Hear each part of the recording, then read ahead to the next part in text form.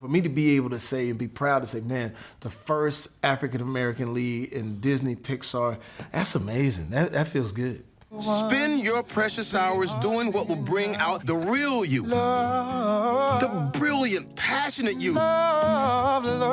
That's ready to contribute something meaningful into this world.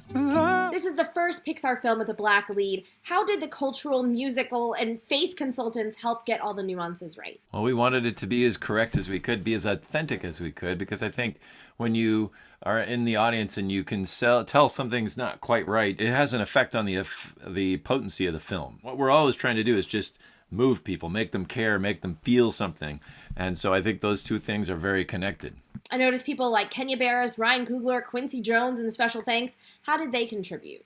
The wonderful thing about having all these voices chime in is that people realize that in many cases, they all disagreed with one another. It was actually an attempt to kind of understand the diversity of thinking. But I love the fact that in many cases, our consultants, we had vigorous debates about a lot of the things in the film. This film involved a lot of discussion in the creation of it.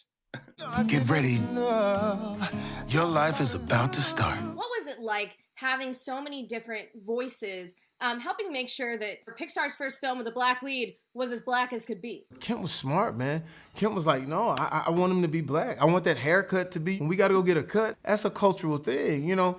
And so in my career, it was crazy. I've never had to apologize for being Black. I was on Living Color. I had a Black boss, Black writers, Black creators. Even when you walked on the set, they were cooking. You know, I was like, man, what they got? Is that Parmesan? What kind of noodles? I mean, you know, it was that. And then we went to Jamie Foxx Show, all Black, you know? And so for me, I've never had to worry about turning my Black up or turning my Black down. I just been me, and it has always worked out for me. And I know that when I do that, great things come out of it. So for me to be able to say and be proud to say, man, the first African-American lead in Disney Pixar, that's amazing. That feels good. Music is life. You just need to know where to look. Pete Docter and Kemp Powers sort of presented the film to me in a very unorthodox way. I thought that they were just asking for musical recommendations. But as I was listening to the story, I couldn't help but get a little emotional because I was like, wait a minute, this is me. This is me. Like, am I really following my dreams? Like, am I happy right now? Is there more things I want to do? So they kind of laughed and chuckled because I thought, like, you know, I just said to them, you know, whatever I can do to help guys, like, I'll give you some musical recommendations and da-da-da-da. They're like, no, like, we're pitching to you exactly like this thing. So you know, the first thing I wanted to say was like, how did you guys realize my life story? But I guess for any artist, this is kind of the fork in the road that they come to, where it starts off a hobby, then it becomes work. You're often wondering to yourself, how can I get back to that beginning place, like when I was 8 years old and first saw a drum set? We only have a short time on this planet. Don't miss out on the joys of life. Now, Tina, you said that you love being a part of Pixar because they're not afraid to ask the big questions. So what would you say is the big question Soul is trying to answer? Yeah, I mean, for me, it's really been making me think a lot about a life well lived and separating that from achievement, you know, from external validation and chasing that.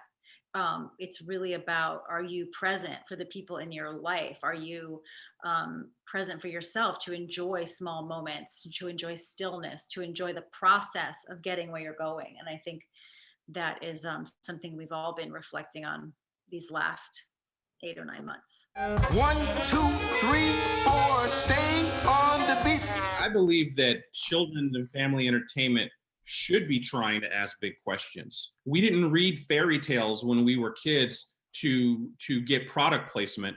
The reason we're supposed to be telling stories are to ask big questions, and kids are going to be asking those questions anyway. I think if anything, this is more of a return to what we all kind of grew up expecting from our stories, which is to challenge ourselves, to think, you know, bigger. Look, Mom, it fits perfect. Subscribe to Disney Plus and you'll find the answers to life. No. For me, growing up with jazz as a very musical family, it felt like music is not only something about like the reason to live, but it's also very meaningful in terms of the theme we were trying to go for here. You know, we heard this Herbie Hancock, the amazing jazz musician. He had a great story about playing with Miles Davis and worrying that he screwed up the concert because he played the wrong chord. But Miles played some notes and turned that into the right thing and made it something beautiful. And that's exactly what we were trying to say kind of about life with the movie. We were speaking with someone earlier who said that we were able to like explain what depression felt like to him. He's like, that's what it looked like. And now I can show that to people and say that's what I'm feeling. And I just thought, that's incredible. Life has so much to offer. How do you feel like the message of this movie relates to right now?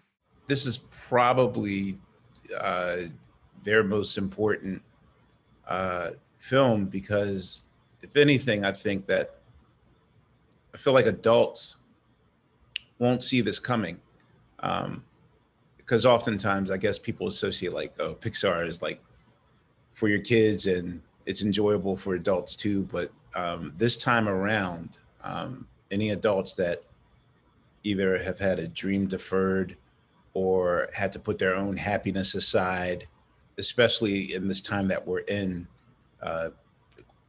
having time on our hands and quarantining. I've seen a lot of my friends personally figure out what their creativity is, or get back to a place where their creativity was their happy place. I hope people feel connected to their lives after watching the film and appreciative of being alive, even when the way you're living in this moment might not be exactly what you planned or aspired to.